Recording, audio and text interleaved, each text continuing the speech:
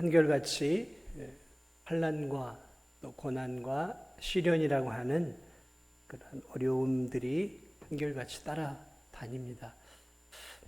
예수님을 믿는다고 병이 없고, 예수님을 믿는다고 내 사업이 어려움 없이 잘 되고, 예수님 믿는다고 직장에서 승승장구하면서 진급에 진급을 하는 것 아니죠.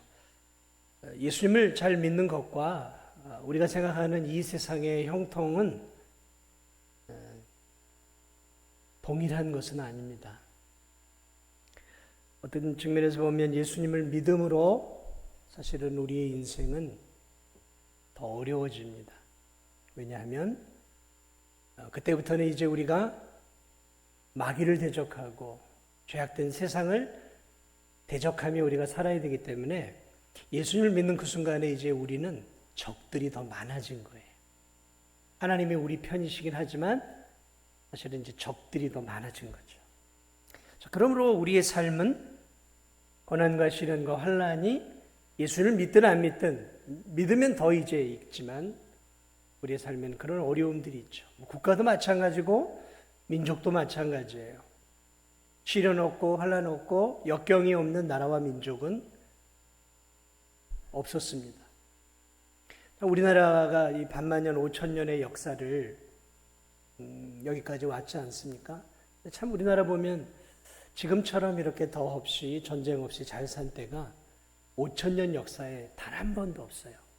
6.25 이후에 지난 70년, 80년 가까이 이 대한민국이 이렇게 번영을 누리고 전쟁 한 번 없이 있었던 적은 제 얘기가 아니라 역사학자들의 이야기예요.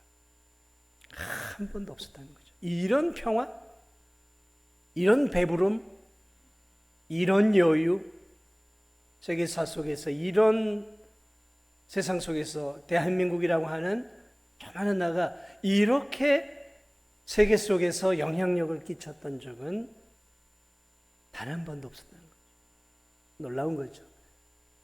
그러나 우리의 역사를 돌아보면 눈물 나는 역사예요. 우리나라 역사는. 그래서 우리나라는 이 악기나 이 음악이 다 구슬프고 한이 서려 있어요. 우리나라 악기들이 다 구슬프지 않습니까? 그게 역사와 맞물려 있는 것이죠. 늘 왕고개를 올라가다 보면 왕고개잖아요. 왕고개. 삼별초. 항몽전쟁, 이 고려시대. 하나 오랜 세월 몽골의 부차 정도까지 침입을 받았지 않습니까? 왕이 도망가고 항복을 하고 충신들이 싸우겠다고 삼별초를 구성하고 나라는 망했는데 싸워보겠다고 도망을 와서 이 진도까지 와가지고 이 진도 왕곡에 거기서 왕혼이 죽지 않습니까? 그 무덤이 있잖아요. 그리고 이제 피해서 저 제주도로 가죠. 제주도 항몽의 마지막 끝 제주도까지 가죠. 그 제주도 그 항몽하는 것도 한번 가봤어요. 거기도 그 산성 같은 것들을 크게 줘놓고 이제 마지막 항쟁을 한 곳이. 몽골에 의해서 참 피눈물 나는 지배를 받고 고통을 당했죠. 수많은 여자들이 끌려가고 원치 않는 임신을 하고. 대한민국의 역사를, 우리나라의 역사를 보면 참 안타까운 일들이 많죠. 이 대교를 건너오면 명랑대첩이죠. 임진왜란. 참 지긋지긋한 일본의 이런 어려움을 겪었지 않습니까? 일제 그 침략을 통해서 임진왜란, 그 6년간을 통해서 대한민국 전 국토가 완전히 쑥대밭이 됐어요. 쑥대밭이 됐어요. 파괴되고 유린되고 좋은 거 다 뺏겼어요. 이 대교를 건널 때마다 울돌목을 보고 명랑대첩을 늘 생각을 하죠. 야, 우리나라가 기적같이 살아난 거 아닙니까? 기사회생한 거예요. 그 임진왜란을 통해 얼마나 백성들이 수탈을 당하고 온갖 고통을 겪었지 않습니까? 그게 우리나라예요. 여러분이 알고 있는 조선 인조시대, 인조왕 때 병자호란, 이 청나라의 침략을 통해서 역사학자들은 한 30에서 한 60만 명이 끌려갔다고 얘기를 해요. 말이 30에서 60만 명이죠. 진도 인구가 3만도 안 되잖아요. 60만이면. 이게 뭐 이 서남권 다 해도 60만이 안 돼요. 지금도. 끌려갔어요. 저 청나라로 끌려가서. 포로로 끌려가. 우리 잘 알고 있는 1910년도 한일 병합이죠. 강제 합병. 일제 36년, 35년. 피눈물 나는 세월을 보냈죠. 연세가 많으신 분들은 일제시대에 태어났어요. 일제시대에 태어나지 않았습니까? 일제종으로 태어난 거죠. 기가 막힌 나라였어요. 일본의 36년 동안에 이름도 뺏기고 창씨개명도 하고. 그만 뺏겼습니까? 한글도 뺏겼죠. 그래서 일본 이름을 쓰고 수업 때 일본어로 수업을 하고 또 일본인들의 그 모진 고문과 박해와 핍박을 다 견뎌내고 또 강제징용을 당하고 우리가 알고 있는 것처럼 여성들은 끌려가서 성착취 얼마나 많은 눈물과 한이 서린 36년이었습니까? 대한민국이 그런 나라였어요. 제가 얘기한 것은 뭐 최근에 이런 굵직한 이야기들이지만 이 대한민국이라고 하는 이 5천년의 역사를 보면 말 그대로 음악 속에서 한이 나올 수밖에 없는 민족이에요. 한이 나올 수밖에 없는 거죠. 이 구슬퍼요. 악기들이 다 구슬퍼요. 저는 뭐 서양의 바이올린이나 클라리넷이나 비올라, 첼로, 뭐 이런 뭐 피아노 이런 서구의 악기들이 주는 그런 것과는 너무 달라요. 우리의 악기들은 너무 좀 우울해요. 들으면 구슬퍼요. 그냥 괜히 구슬퍼져요. 이게 민족의 역사와 이게 맞물려 있단 말이죠.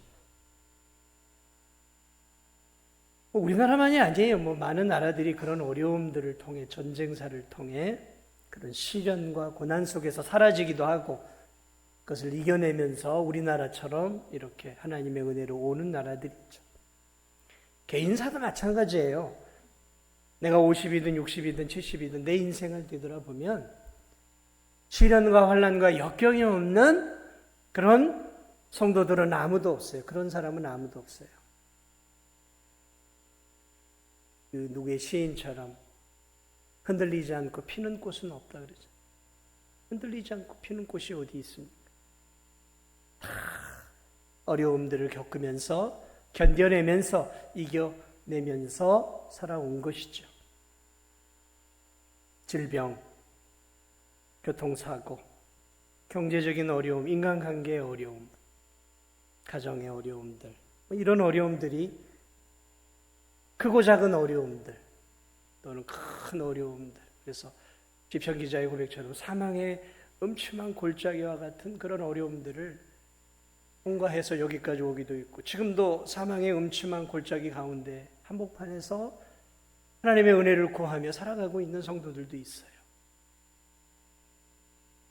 그게 우리 인생입니다. 우리 본론을 보니까 이 바울이 지금 이 고린도 교회 교인들에게 쓰고 있는데 이 고린도 교회와 바울도 만만치 않게 예수 그리스도를 믿고 하나님을 위해 사는 삶 속에서 성도의 삶 속에서 굉장히 많은 시련과 고난이 있음을 이 고린도후서 1장에서 우리에게 알려주고 있는 것이죠. 바울도 4절에서 이렇게 얘기합니다. 우리의 모든 환난 중에서 우리를 위로하사 우리로 하여금 하나님께 받은 위로 우리의 모든 환난 많은 환난을 받았다는 거예요. 바울이 참 바울도 지긋지긋한 환난과 시련과 역경 속에서 살아왔어요. 그런데 이 고린도 교인들 또한 만만치 않게 지금 어려움들을 겪고 있어요. 인생의 위기를 겪고 있는 것이죠. 8절을 보니까 형제들아 우리가 아시아에서 당한 환난을 너희가 모르기를 원하지 아니하노니 힘에 겹도록 심한 고난을 당하여 살 수만까지. 바울이 아시아에서 환난을 당했는데 얼마나 이 환난이 지나치게 힘들었는지 살 소망이 끊어졌다는 거예요. 아, 이젠 죽었구나라고 바울도 생각했다라는 거예요. 야, 이제 내 인생이 끝났구나, 죽었구나 라고 이제 죽음의 문턱까지 갔던 그 사건이 있었던 것 같아요. 그래서 9절은 우리 자신이 사형 선고를 받은 줄 알았으니, 죽었다라고 생각한 거예요. 엄청난 죽음의 위기들을 바울도 많이 겪죠. 사망과 같은 죽음이다. 사망과 같은 어려움이다. 이 고린도후서 11장 23절부터 이렇게 쭉 보면 바울이 복음을 위해 사는 그 삶 속에서 그가 겪은 고난을 쭉 나열을 해요. 고린도후서 11장 보면 거기 보면 바울이 이렇게 이야기를 하죠. 내가 옥에 또 갇히기도 많이 하고 매도 수없이 맞았다고 표현해요. 매도 수없이 맞았다. 여러 번 죽을 뻔하였다. 유대인에게서 40에 하나 감한 매를 5번이나 맞았고 3번 태장으로 1번 돌에 맞고 3번 배를 타고 파선에서 죽을 뻔했고 일주야를 깊은 바다에서 지냈고 강의 위험, 강도의 위험, 동족의 위험, 이방인의 위험, 신의 위험, 광야의 위험, 바다의 위험, 거짓 형제의 위험, 수고하고 했으며 여러 번 자지 못하고 줄이고 목마르고 굶고 헐벗고 굶주렸노라. 바울이 이렇게 자신이 예수 그리스도를 믿고 믿음의 삶을 살아가면서 당했던 복음 때문이었지만 그런 환난과 어려움들을 쭉 열거해 나가요. 가만히 보면 참 죽는 게 더 나은 사람이 아니었을까 그런 생각을 해요. 어떻게 이런 인생을 살아가나. 복음 때문이었죠. 복음을 위해 살면서 말 그대로 우리가 생각하는 인생 같지 않은 인생을 그는 눈물이 그의 일상이었고 고통과 시련이 그의 인생의 동반자였어요. 그런 어렵고 힘든 그런 인생길은 바울만 살았던 것은 아니죠. 시편 23편을 보면 다윗도 그런 고백을 해요. 내가 사망의 음침한 골짜기를 다니. 사망이 가득 차는 거죠. 이제 내가 죽었구나. 나는 이제 끝났구나 생각하는 그 사망이 다가온 것 같은 그 시련과 위기를 다윗도 여러 차례 겪어요. 여러 차례. 사울왕에 쫓기기도 하고 아들에 의해서 버선발로 도망가기도 하고 광야에서 짐승 같은 삶을 몇 년씩이나 살아가요. 사냥꾼에 의해서 토끼몰이 하듯 몇 년을 도망을 치는 비참한 인생을 살아요.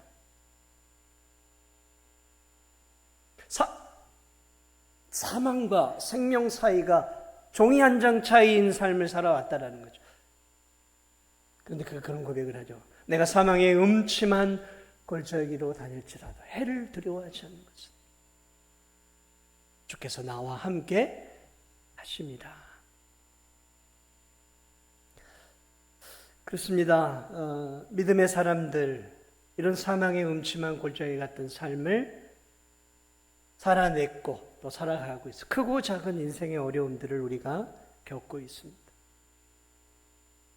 바벨론에 의해서 나라가 거의 무너져가는 것들을 바라보면서 하박국 선지자가 외치죠. 주님, 언제까지 이래야 됩니까? 언제까지 우리나라가 이래야 됩니까? 주님, 언제까지 무화과 나무에 무화과가 없고 포도나무에 포도가 없고 감람나무에 감람이 없는 외양간에 송아지가 없는 이런 고통을 우리에게 언제까지 주시렵니까?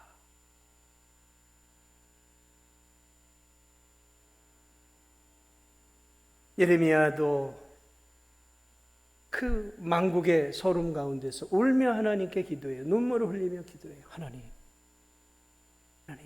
이 나라를 어찌 이리 힘들게 하시고 고통을 주시며 주여 하면서 눈물을 흘려요. 눈물의 선지자죠. 만국을 경험한 선지자였어요.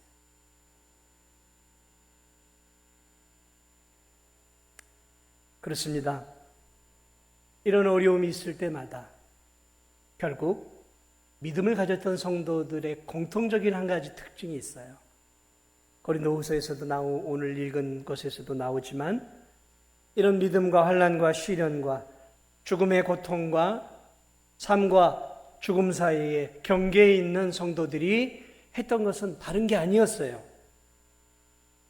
전능하신 하나님께 기도했다라는 거죠. 이것이 믿음을 가지고 살아갔던 성도들의 공통적인 삶의 특징이었어요. 전능하신 하나님께 기도했다는 거예요. 전능하신 하나님께. 오늘 9절에도 그런 말씀이죠. 우리는 우리 자신이 사형 선고를 받은 줄 알았으니 이는 우리로 자기를 의지하지 말고 오직 죽은 자를 다시 살리시는 하나님만 의지하게 하심이라. 그런 고통 속에서 바울이 선택했던 것은 전능하신 하나님, 죽은 자를 다시 살리시는 전능하신 하나님을 의지한다라는 게 뭐예요? 의지한다라는 것은 다른 표현으로 하면 따라하겠습니다. 기도하는 것이다. 기도하는 것이다. 기도했다라는 거예요. 기도의 다른 표현이에요. 기도했다라는 것이죠. 개인의 어려움이든 가정의 어려움이든 교회의 어려움이든 국가와 민족의 어려움이 있을 때 성도들은 주저앉아 눈물을 흘리는 것이 아니라 살아계신 전능하신 하나님께 부르짖어 기도하는 거예요. 그래서 만국의 서름 앞에 나라가 무너지는 것들을 바라보면서 하나님이 예레미야에게 줬던 게 무엇입니까? 너는 내게 부르짖으라. 내가 내게 응답하겠고 내가 알지 못하는 크고 비밀한 일을 내게 보이리라. 어려울 때, 우리의 삶에 어려움이 찾아올 때 하나님이 우리에게 요구하시는 게 있어요. 기도하라라는 거예요. 기도하라라는 거예요. 기도하라라는 사인이라는 것이죠. 어려움이 찾아오면 빨리 깨달아야 돼요. 어려움이 찾아오고 고난이 찾아오고 사망의 음침한 골짜기와 같은 인생의 위기가 찾아오면 성도들은 바짝 엎드려 기도해야 하는 거예요. 기도해야 하는 것입니다. 어떻게 하면 이 문제를 해결할까 하고 두루 도울 만한 사람들을 찾아 헤매는 게 아니에요. 내 은행 잔고를 바라보면서 이 정도면 해결할 수 있겠지. 사람을 찾고 방법을 찾고 내 가지고 있는 지혜를 찾고 지식을 찾는 게 아니에요.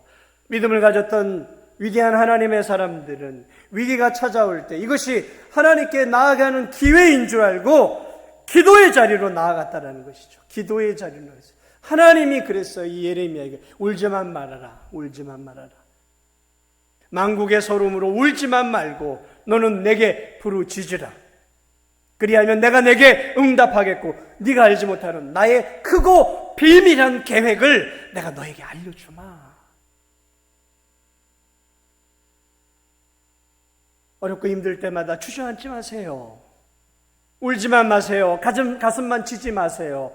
하나님이 내게 기도할 수 있는 귀한 기도의 시간을 주셨고 하나님께 엎드려 나아갈 수 있는 하나님을 더 가까이 만날 수 있는 시간들을 내게 주셨다라고 우리가 믿고 개인이 어려울 때나 교회가 어려울 때 내 가정이 어렵고 힘들 때 이때야말로 내가 하나님 앞에 엎드려 기도해야 할 타이밍이다라는 그 주님의 기도의 타이밍을 놓치지 말고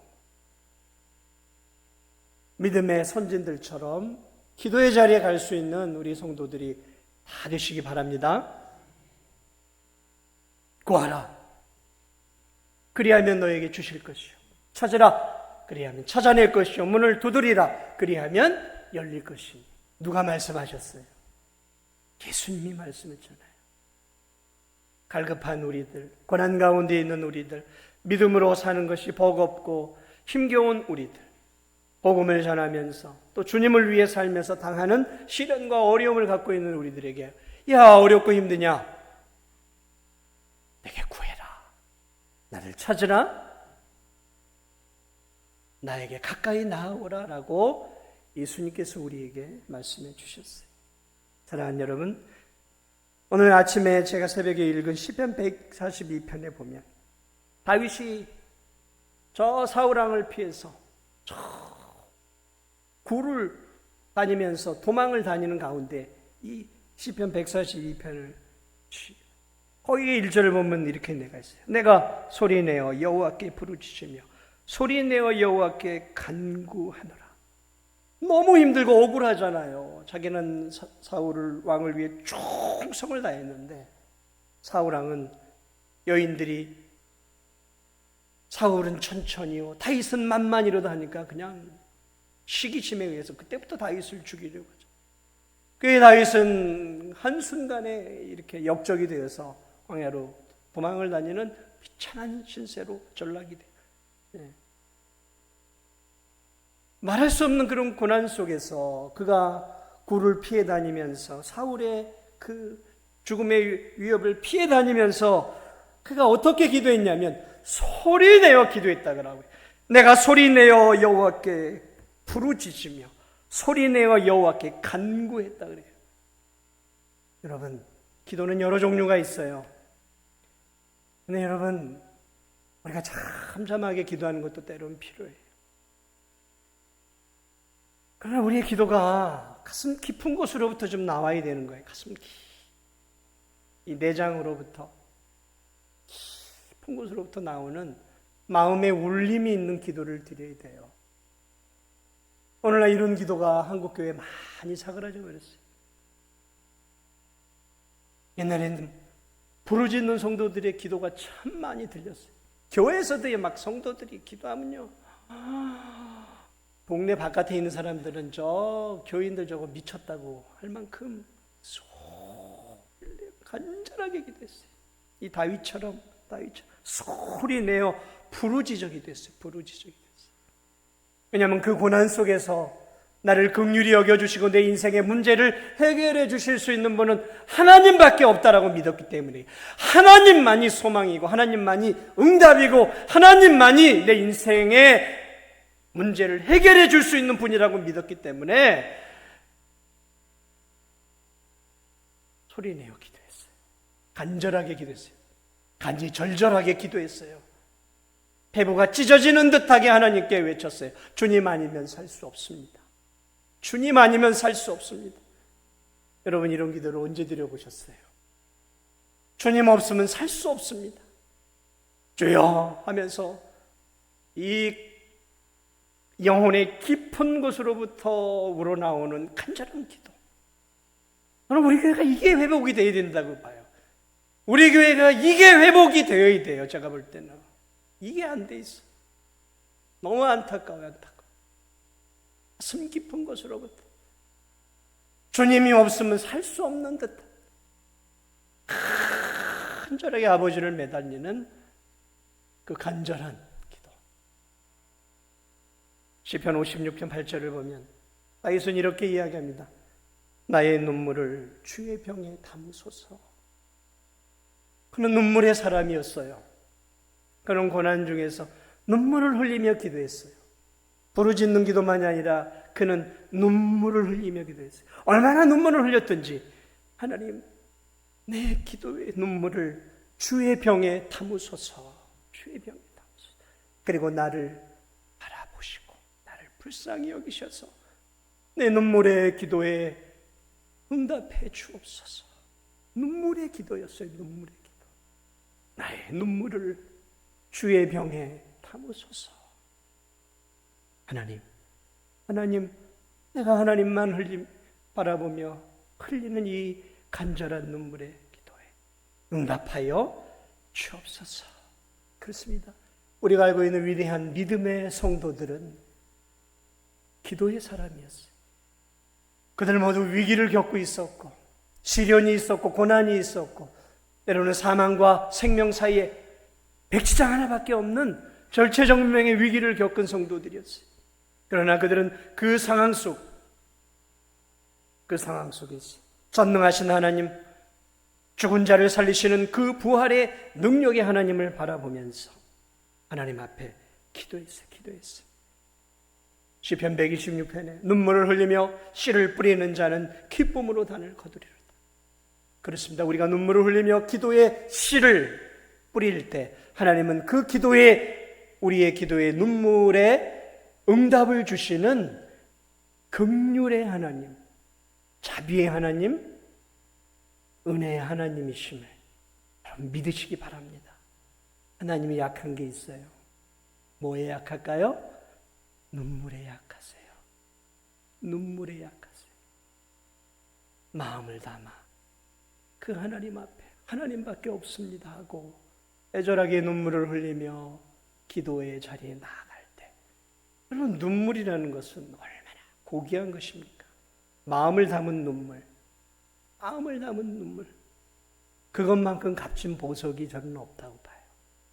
마음을 담은 눈물, 그 눈물을 하나님이 받으심을 여러분 잊지 마시고, 남은 생애에도 오늘 성경이 말하고 있는 것처럼 위로의 하나님, 위로의 하나님, 위로의 하나님, 눈물을 흘리며 기도하는, 은혜를 구하며 하나님의 옷자락을 붙잡고 기도하는 그 성도들의 그 마음을 위로해 주시고 만져주시고 치료해 주시고 회복시켜 주시며 인생의 놀라운 전환점을 주시는 그 하나님을 바라보며 여러분 기도하시기 바랍니다. 그럴 때 하나님께서 놀라운 응답을 주시는 거예요. 환난과 고통과 괴로움이 찾아올 때, 또 우리 교회 안에 어려움들이 찾아올 때 기도하되 특별히 합심해서 하는 기도를 하나님이 귀히 여기시. 홀로 하는 기도도 하나님이 귀하게 여기지만 하나님이 더 귀하게 여기는 것이 있어요.